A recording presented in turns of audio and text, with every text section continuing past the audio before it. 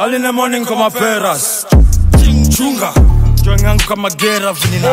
Madam man. Yes. Good morning, Mali. Good morning. How are you? I'm fine. I'm good. You're good? Yes. You okay? So usikii nimepea form 4 assignment yesterday. Yes. Na leo wajafanya. Sijui kama wanangoja niwafanyie. Imagine nimewatoa nje hata siwafunzi. Call them. Wende wakuje walete staff room. You know? Wanafaa kucha hapo. Bedhi lakini si ni watu wakubwa. Na mbona usiwalete? Wanaenda wacha tu wafanye vile wanataka. Basi tusumbue mwalimu. No. Bring them to us. Ama niwaende?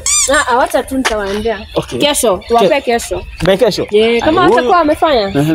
Unapea wanafunzi. Why you giving those students time ya kuwa hard for you? So tulete, we all know how to deal with them. Unajua nikiwaletea hao mtaadibu mambo. Na wao ni watu wakubwa. Si wanaenda, they know very well that wanatoka nje.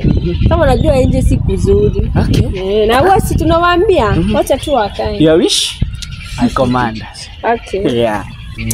Wewe, kijana anapenda kuroja sana. Kijana nini inakuanga shida na wewe? What's wrong with this boy? Kijana, kuja hapa. Yes, mwalimu. Nauliza, ni nini unafanya nje? Wala wanafunzi wengine wakisoma?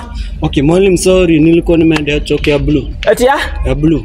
Nani amekutuma? Mr. Wandogo. Mr. Wandogo? Okay, nitauliza Mr. Wandogo. Rudi class, mbio. Wanafunzi wengine wanakuanga fana. They don't like to tend kusoma. Unaona? Huyo kijana ana story mingi. Ananga mambo mingi. Yeye ana kitabu. Anapenda. Anamtetea. Azi. Anakaa tu sawa. Tunapenya kuna body size mzuri. Si kama wao watu wajio. Bado acha niende class. Tutapatana. Tutaongea. Okay. Keep eye contact na ukiblink makosa unaweza tokwa.